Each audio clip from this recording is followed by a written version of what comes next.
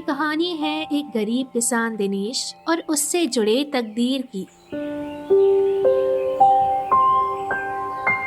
एक दिन दिनेश अपने आंगन में बैठकर अपने मित्र गोविंद से बातें कर रहा था। अरे ओ भाई गोविंद, इस साल ठंड कितनी बढ़ गई ना। सूरज ढलने को आता नहीं कि ठंड लगना शुरू हो जाती है। दिनेश, ये तो कुछ भी नहीं। धीरे धीरे ठंड इतनी बढ़ती जाएगी कि खेती करने में भी आलस आएगा। मन करेगा बस पूरा दिन रजाई के अंदर ही पड़े रहे। कह तो तुम सही रहे हो, पर आलस करने से काम तो नहीं चलेगा ना मित्र। घर का चूल्हा जलाने के लिए काम तो करना ही पड़ेगा। हाँ, काम से याद आया, तुम्हारी खेती कैसे हो रही है? जमींदार ने अपनी जमीन तो नहीं छीनी ना तुमसे?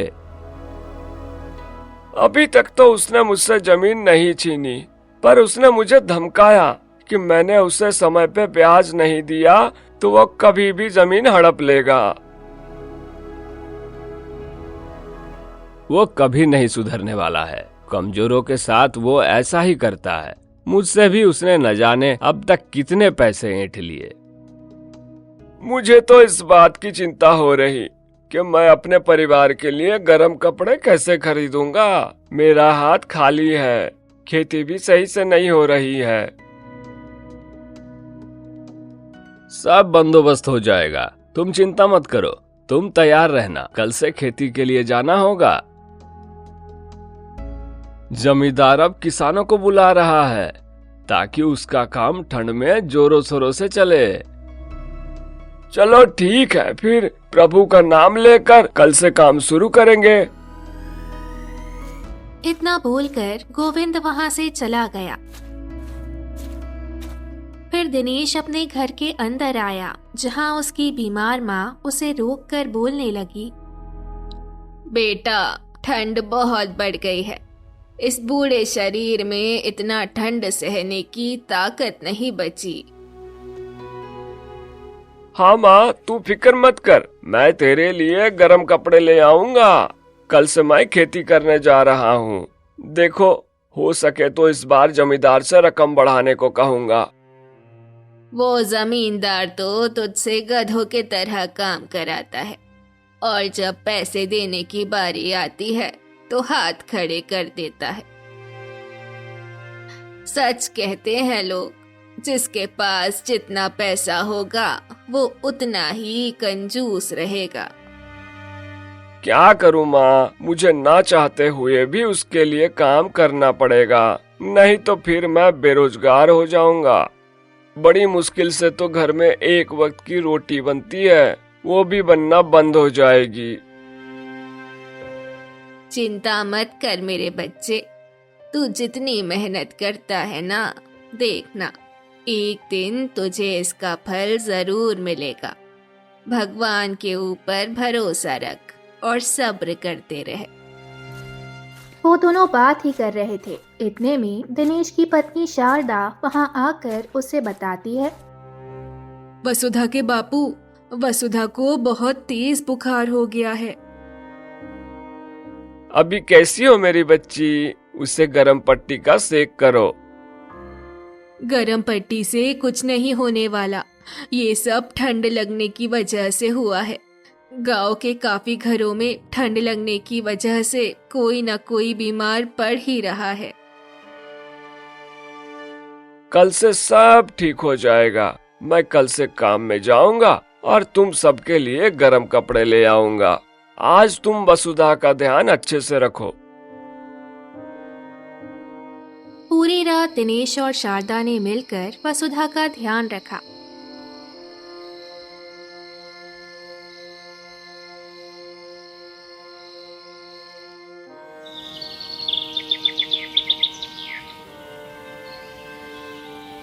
फिर सुबह होते ही दिनेश खेती के लिए निकल पड़ा। तभी उसने गांव के कुछ बूढ़ों को ठंड में कपकपाते हुए पेड़ के नीचे बैठे देखा। आप सबको ठंड बर्दाश्त नहीं हो रही, तो कुछ गर्म कपड़े पहन लीजिए।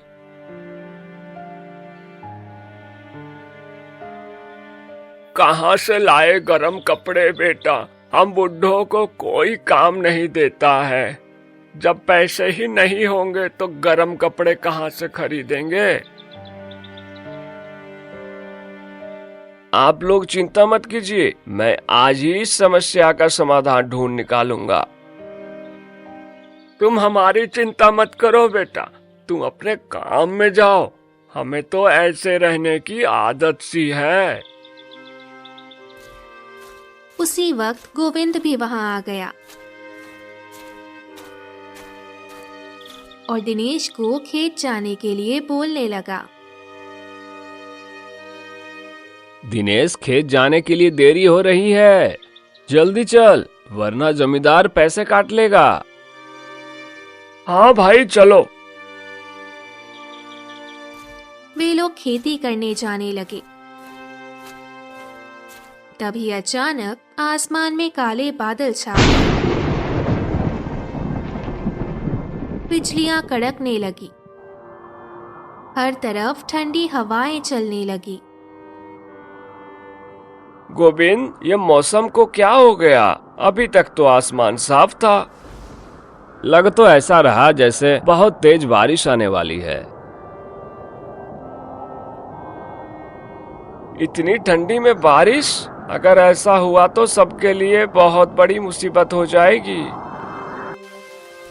दिनेश को जिसका डर था वही हुआ। गांव में जोरों से बारिश होने लगी। बारिश इतनी तेज थी कि लोग डर कर घर में भागने लगे। दिनेश, जल्दी पेड़ के नीचे छिप जाओ। इस मौसम में भीगोगे तो बीमार पड़ जाओगे। दोनों फौरन पेड़ के नीचे छिप गए। हे भगवान, ये क्या कर दिया तूने? एक तो ऐसे ही ठंड के मारे सबकी जान निकल रही थी, ऊपर से तूने बारिश शुरू कर दी। अरे भाई दिनेश, अब हम लोग खेती कैसे करेंगे?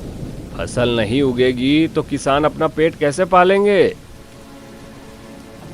मौसम का अचानक ऐसे बदल जाना सही नहीं लग रहा मुझे। कहीं हमारे गांव में कोई बड़ी मुसीबत तो नहीं आने वाली है। शुभ शुभ बोल भाई, चलो अभी घर चलते हैं, कुछ देर में बारिश छूट जाएगी। थोड़ी देर में बारिश छूटने की आस लगाए दोनों अपने अपने घर चले जाते हैं। फिर दिनेश निराश होकर अपने दरवाजे पे बैठा बारिश बंद होने का इंतजार करने लगा। हे प्रभु, सुबह से शाम हो गई, अब तक बारिश छूटने का कोई नामो निशान नहीं। तू ये कैसा लीला रच रहा है? हम गरीब किसानों के ऊपर थोड़ा तो रहम कर। तभी दिनेश के दरवाजे पे एक साधु बाबा ने दस्तक दी। हर हर शंभु। आइए साधु बाबा, हमारे घर पधारिए। पुत्र, भूख लगी है, कुछ खाने को हो तो ले आ। जी बाबा, आप यहीं रुकिए, मैं अभी लेकर आता हूँ। पुत्र, जरा मेरे पास आना, मुझे तेरा माथा देखना है। तेरे माथे पे तेरा भाग्य दिख रहा मुझे। क्या सच में साधु बाबा, आप माथे पे लिखा तकदीर पढ़ सकते हैं? घोर तपस्या के बाद मुझे ये सिद्धि प्राप्त हुई है। मैं केवल माथा देखकर ही तकदीर बता देता हूँ। अब तो मुझे भी मेरी तकदीर जाननी है। बाबा बताइए ना, मेरे भाग्य में क्या लिखा प्रभु ने? असंभव, ऐसा नसीब मैंने आज तक किसी का नहीं देखा। क्या हुआ बाबा, आप इतने घबरा क्यों गए? अनर्थ होगा, सभी संकट में आ जाएंगे। क्या होगा बाबा, किसके ऊपर संकट आएगा? घोर कलयुग, घोर कलयुग। कुछ तो बताइए। बाबा बिना कुछ बताए तुरंत वहां से निकल गए। बाबा की आधी अधूरी बात सुनकर दिनेश फिक्र में पड़ गया। शारदा, शारदा, जल्दी बाहर आओ। क्या हुआ वसुधा के बापू? चेहरे पे इतनी परेशानी किस बात की? अभी एक ज्ञानी बाबा आए थे, पता नहीं क्यों उन्होंने मेरी तकदीर देखी और डर कर भाग गए।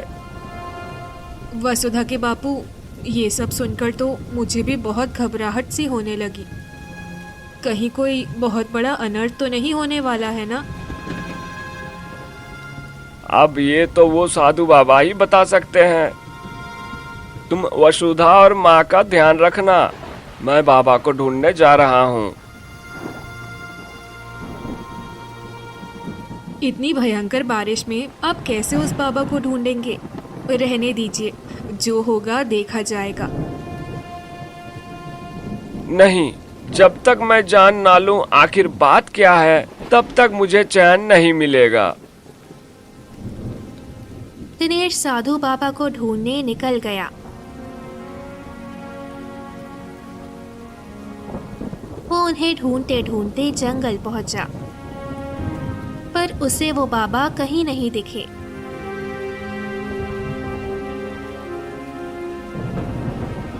तो वो दुखी होकर वहीं पेड़ के नीचे बैठकर भगवान से शिकायत करने लगा। भगवान, आखिर मेरा साथ हो क्या रहा है? तूने मेरी किस्मत में ऐसा क्या लिखा जिसे पढ़ते ही साधु बाबा बिना कुछ बताए भाग गए? मुझे कुछ रास्ता दिखा, उस बाबा से वापस मिला दे प्रभु।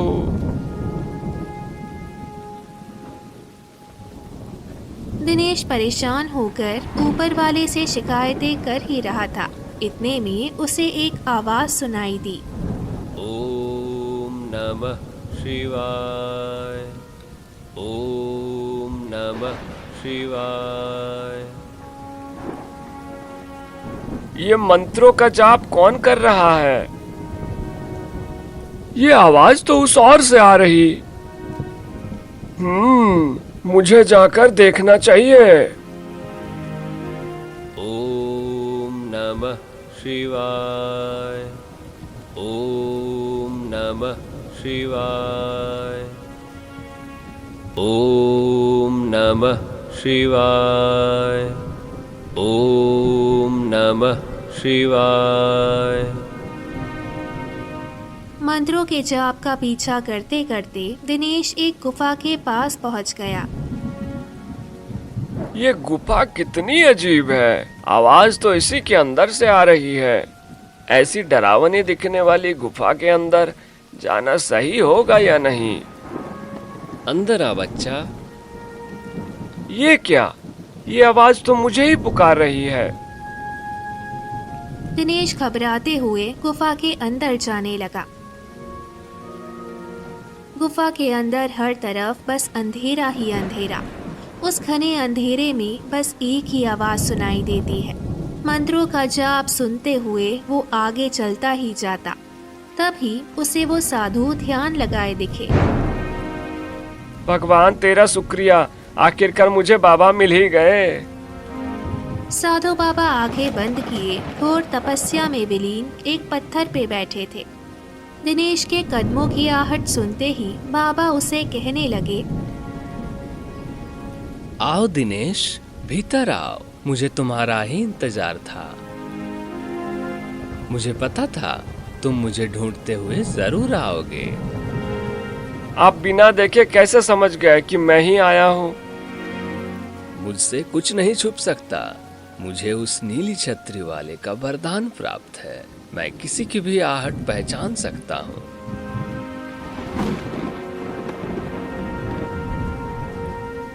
आप मेरी किस्मत पढ़कर इतना घबरा क्यों गए थे और फौरन वहां से भाग क्यों आए? तेरे माथे पर जो पढ़ा मैंने वो कोई मामूली किस्मत नहीं थी। तेरे भाग्य से गांव वालों की तकदीर जुड़ी है। तेरे कारण पूरे गांव में संकट के बादल छा जाएंगे। आप ऐसा क्यों बोल रहे हैं? मैंने कुछ गलती कर दी क्या? और मेरे भूल की सजा पूरे गांव को क्यों मिलेगी? बाहर मौसम का रुख बदल रहा था। देखते ही देखते बारिश इतनी तेज होने लगी कि गांव में बाढ़ तक आने की नौबत आ गई थी। बादल आसमान में ऐसे गरजते मानो जैसे वो दर्द में कुछ कहना चाह रहे हो। यह बादलों की गरजने की आवाज सुनी तूने? देख, नियति तुझे किस तरह पुकार रही है। बाबा, आपके कहने का मतलब क्या है? मैं समझ नहीं पा रहा हूँ। अभी तू जा यहाँ से, मुझे ध्यान करने दे। जिस दिन मुसीबत के बादल तुझे चारों तरफ से घेर लेंगे, उस दिन मेरे पास आना। उसी दिन खुलेगी रहस्य की वह किताब जिससे जुड़ा है सबका भाग्य। मुझे आपकी बातों पर विश्वास नहीं। जरूर आप कोई पाखंडी हैं जो मुझे डराने की कोशिश कर रहे हैं। अब मैं दोबारा लौटकर आपके पास कभी नहीं आऊंगा। टूटेगा, तेरा यह हट जरूर टूटेगा और तू नियति के आगे झुकेगा। आपको कुछ नहीं पता है। अब मैं आपके बातों में नहीं आने वाला। मेरी किस्मत पड़ते ही डर कर भागना सब आपका बहाना था ताकि मैं यहाँ आ सकूं। दिनेश को साधु की बातें झूठी लग रही थी, इसीलिए वो बिना देरी किए गुफा से निकल गया। गुफा से निकलते ही बारिश देखकर उसने खुद से कहा, हे प्रभु, ये बारिश तो दिन ब दिन बढ़ती ही जा रही है। भगवान, मेरी तुझसे यही विनती है कि इस ठंड के कोहराम में बारिश को जल्दी रोक दें ताकि हम सब अपने काम में जा सकें और लोग बारिश की वजह से बीमार न पड़ें। दिनेश भीगते हुए अपने घर आ गया था। ऐसे ही देखते देखते कुछ दिन बीत गए पर बारिश ना रुकी। बारिश और ठंड से परेशान गांव वाले धीरे धीरे बीमार पड़ने लगे। दिनेश, घर में हो कि नहीं? हाँ, भीतर आओ। कहो, कैसे हो? मेरी छोड़ो दिनेश, तुमने गांव की खबर सुनी? इस बारिश ने तो सबको बीमार कर दिया। हाँ, मैंने सुना। सिर्फ गांव वाले ही नहीं, मेरी बेटी वसुधा भी काफी दिनों से बीमार है। मुझे समझ नहीं आ रहा मैं क्या करूं। आसपास के किसी भी गांव में बारिश का नामो निशान नहीं। सिर्फ हमारे ही गांव में इतने दिनों से बारिश हो रही है। वसुधा के बापू, जल्दी सुनिए। अरे, क्या हो गया भाग्यवान? इतनी डरी हुई क्यों हो? दोनों बैठकर बातें कर रहे थे। इतने में शारदा घबराती हुई वहां आई। अब तो वसुधा के साथ साथ माँ भी बीमार पड़ गई है। दोनों की हालत नाजुक हो रही है। जल्दी चलिए। ये सुनते ही सब भागते हुए अंदर कमरे में चले गए और उन दोनों की चिंता करने लगे। माँ, माँ, अपनी आंखें खोल। माँ, ऐसे डरा मत, अपनी आंखें खोलना। वसुधा, मेरी बच्ची, कुछ तो बोल।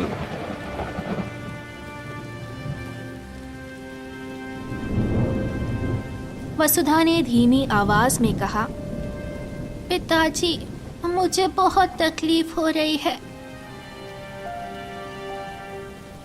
इस तकलीफ से तो अच्छा भगवान मेरी जान निकाल दे। ऐसी अशुभ बातें मत कर बेटा। तेरे बिना हमारा क्या होगा? हम क्या करेंगे? फिर गोविंद ने माँ के माथे को छूकर बताया, दिनेश, माँ का शरीर तो बुखार से आग बबूला हो रहा है। कुछ कर दिनेश, नहीं तो तू इन्हें खो देगा। भगवान, आखिर तू यह सब क्यों कर रहा है मेरे साथ? मैंने किसी का क्या बिगाड़ा है जो तू मुझसे बदला लेने पे तुल गया? दिनेश जोर जोर से रो रहा था। तभी उसे साधु की कही बातें याद आ गई। और वो बड़बड़ाते हुए जंगल की ओर भागने लगा। वो साधु सच कह रहा था। मैं बेवकूफ हूँ जो उसकी बातों को समझ न सका। गोविंद भी दिनेश की फिक्र में उसके पीछे पीछे भागने लगा। दिनेश रुक जा, कहाँ जा रहा है? रुक, मैं भी आ रहा हूँ, परेशान मत हो, रुक जा।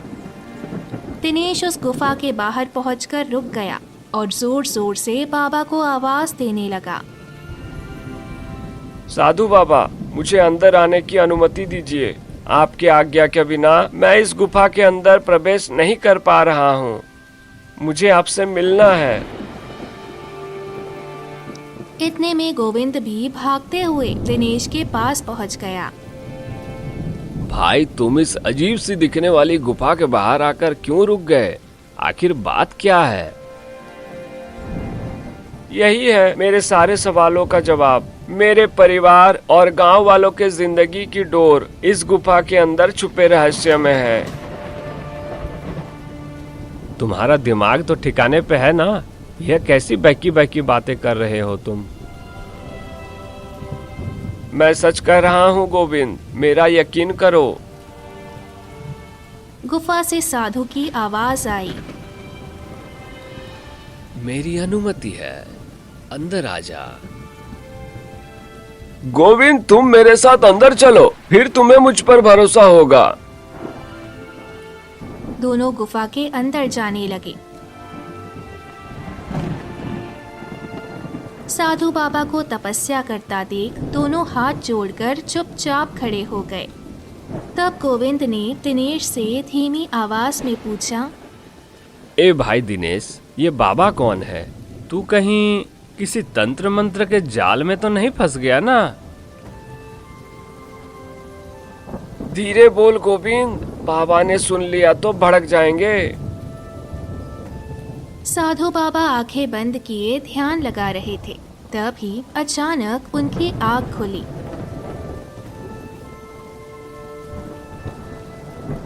विनाश, विनाश। दिनेश ने डरते हुए साधु बाबा से पूछा, बाबा, आप किस विनाश की बात कर रहे हैं? आ गया तू? मैंने कहा था ना, तू वापस लौट कर जरूर आएगा। मुझे माफ कर देना बाबा, मैंने आप जैसे ज्ञानी को अपमान किया, आपके ऊपर संदेह किया, मुझसे भूल हो गई थी। कोई बात नहीं बच्चा, तूने अपनी नादानी में ये भूल की, इसकी माफी तो तुझे मिल जाएगी। पर तूने जो भूल जानबूझकर की थी, उसका भुगतान तू कैसे करेगा? कैसी भूल बाबा? और आप किस विनाश की बात कर रहे थे? तू जानता नहीं, यह ठंडी में जो लगातार बारिश हो रही है, इसकी वजह तू ही है। कुदरत का प्रकोप तेरे ऊपर पड़ने लगा। बाबा, आखिर मेरे मित्र ने गलती क्या की और हम सबको कौन से भूल की सजा मिल रही है? कृपया स्पष्ट बताइए। दिनेश ने अपने पिछली जिंदगी में कुछ ऐसा किया जो उसे नहीं करना चाहिए था। उसने 2 निर्दोष बुजुर्गों को मारा था। बाबा, ये आप क्या कह रहे हैं?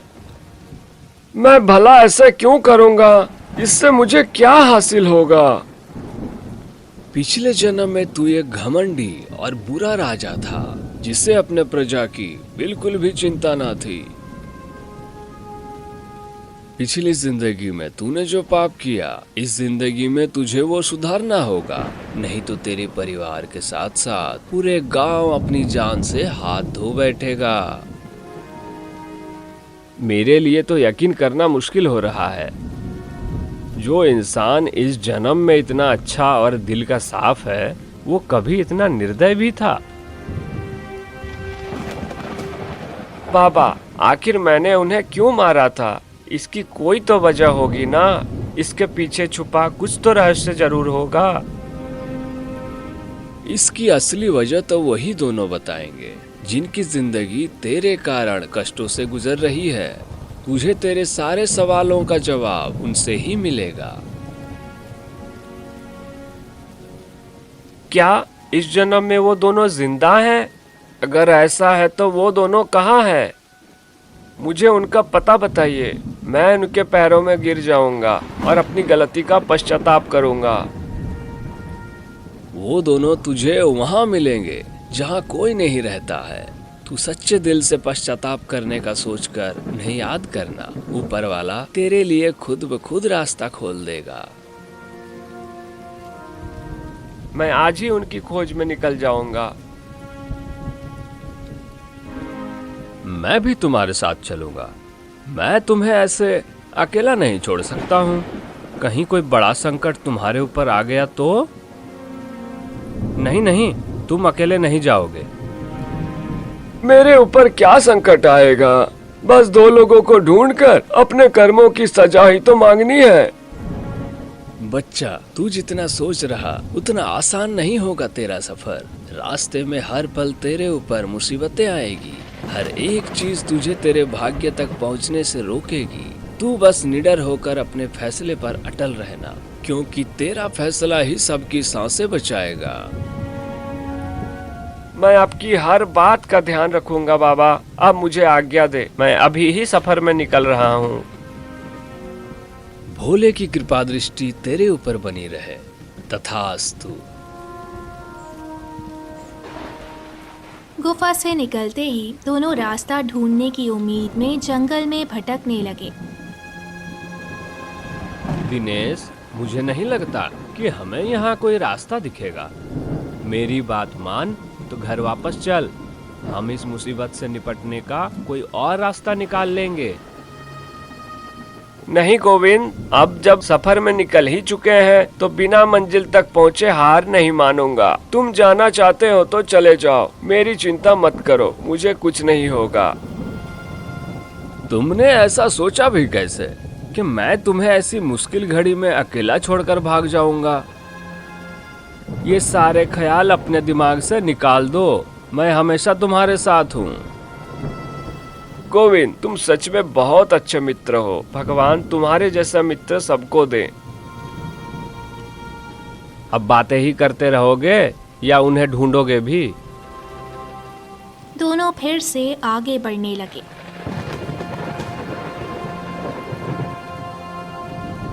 थोड़ी दूर चलते ही दिनेश को एक बड़ी सी चट्टान दिखी जिसमें कुछ लिखा था। भाई ये देखो चट्टान, इसमें कुछ लिखा हुआ है। फिर दोनों चट्टान के करीब गए।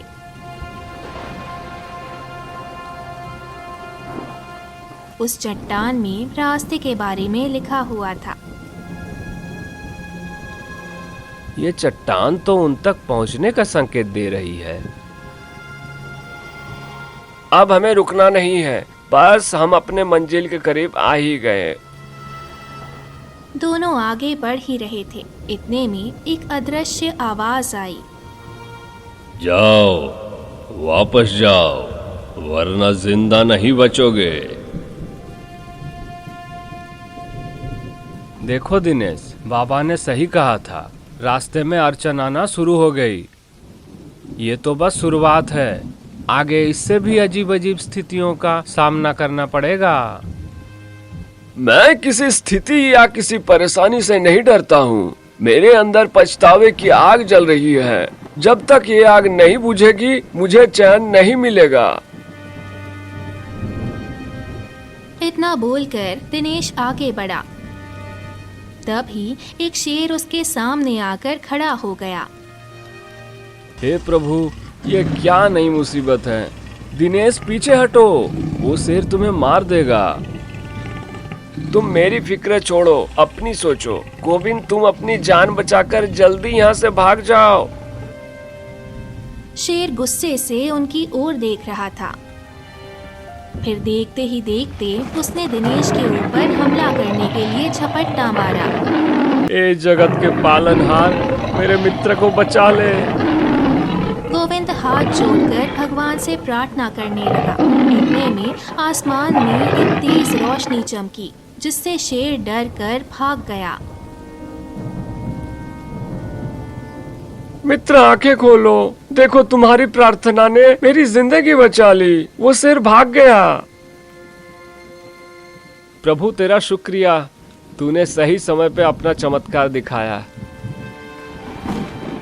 उस कुदरती रोशनी से एक आवाज आई,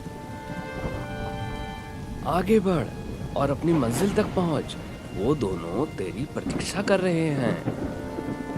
अपने साथ हो रही घटनाओं को देखकर दिनेश ने कहा, बाबा ने जैसा कहा ठीक वैसा ही हो रहा है। प्रकृति हमें मंजिल तक पहुंचाने की कोशिश कर रही है। दोनों चलते चलते एक वीरान टूटी फूटी झोपड़ी के पास पहुंचे। दिनेश वो देख, वहाँ एक झोपड़ी है, जरूर वहाँ कोई रहता होगा। चलो आगे का रास्ता उन्हीं से पूछेंगे। हाँ चलो। वो दोनों उस झोपड़ी के अंदर चले गए। उन्हें क्या पता था कि जिनसे वो रास्ता पूछने जा रहे असल में वही मंजिल निकलेगी। झोपड़ी के अंदर उन्हें बूढ़े बूढ़ी की एक जोड़ी मिली। वे दोनों दिखने में काफी कमजोर और कष्टों में घिरे लग रहे थे। माँ जी, हम अंदर आ सकते हैं? आओ आओ, तुम्हारा ही इंतजार था। हम तक पहुंचने में तुमने काफी देर कर दी। गोविंद ने धीमी आवाज में दिनेश से कहा, दिनेश, मुझे लगता है यह वही दोनों हैं जिसकी तलाश हमें थी। बूढ़े आदमी ने मुस्कुराते हुए कहा, हाँ, तुमने सही पहचाना। हम दोनों वही हैं जिसके पास छुपा पिछली जिंदगी का राज। दिनेश उनके सामने रोते हुए पछतावा करने लगा। मुझे माफ कर दीजिएगा, मुझे नहीं पता मैंने ऐसा क्या गुनाह किया जिसके वजह से आप दोनों को अब तक सजा झेलनी पड़ रही है। क्या आप दोनों बता सकते हैं आपके साथ क्या अन्याय हुआ था? मेरे मित्र ने क्या भूल कर दी थी? बेटा, दिनेश ने पिछले जन्म में हमसे हमारा सहारा छीन लिया था। मुझे बताइए, मैंने क्या पाप किया था? किस तरह आपको बेसहारा किया? दोनों रोते हुए दर्द भरी आवाज में सच बताने लगे। हम दोनों अपने बेटे राजन के साथ तुम्हारे महल में काम करते थे। एक दिन तुम्हारे महल में चोरी हो गई थी, जिसका इल्जाम सबने हमारे ऊपर डाल दिया, क्योंकि हम गरीब और लाचार थे। तुम्हारे पास उस वक्त इतना ज्यादा खजाना था कि वो चोरी तुम्हारे लिए तिनके जितनी थी, फिर भी तुमने उस चोरी को इतने बड़े अंजाम तक पहुंचा दिया कि सबकी नजरें हमारे ऊपर आ ठहरी। तुमने हम दोनों को मौत की सजा सुनाई, इसीलिए हमारे बेटे राजन ने हमें बचाने के लिए सारा इल्जाम अपने ऊपर ले लिया और राजसभा में हमारी आंखों के सामने अपने प्राण त्याग दिए। तुमने हमारे साथ बहुत गलत किया। राजन हमारे जीने का सहारा था, तुमने उसे हमेशा के लिए हम दोनों से दूर कर दिया। इतना बोलकर दोनों अपने बेटे की याद में फूट फूट कर रोने लगे। आप दोनों रोइए मत, मैं आपके आगे हाथ जोड़ता हूँ। मुझे माफ कर दीजिए, मुझे अपनी गलती का बहुत पछतावा है। आप ही कहिए, मैं आपके लिए क्या कर सकता हूँ? तुम्हें मैंने श्राप दिया था। मेरा श्राप था कि तुम्हारे परिवार और तुम जिस भी गांव में रहोगे, वहां हमेशा संकट के बादल छाए रहेंगे। आप दोनों को इस जन्म में सब कुछ याद कैसे आया और आप दोनों इतने कष्ट में क्यों हैं? हमारी तो मृत्यु हुई ही नहीं थी। भगवान ने हमें अब तक इसलिए जिंदा रखा ताकि तुम हम तक पहुंच सको और हमारे बेटे से मिलने में हमारी मदद कर सको। बताइए मैं क्या करूं? मैं इस श्राप को तोड़ने के लिए और आपको आपके बेटे से मिलाने के लिए कुछ भी करूंगा। तुम्हें वो जादुई किताब में लिखा एक काम करना होगा जिससे हमें संसार से मुक्ति मिलेगी और हम अपने बच्चों के पास जा पाएंगे। कहाँ है वो जादुई किताब? वो किताब इसी झोपड़ी में है, मैं अभी लेकर आती हूँ। बूढ़ी अम्मा फौरन वो जादुई किताब लेकर आ गई। उन्होंने उस जादुई किताब को दिनेश के हाथों में दिया। ये लो, इस जादुई किताब में लिखा हुआ काम तुम्हें हमेशा पूरी ईमानदारी के साथ करना होगा।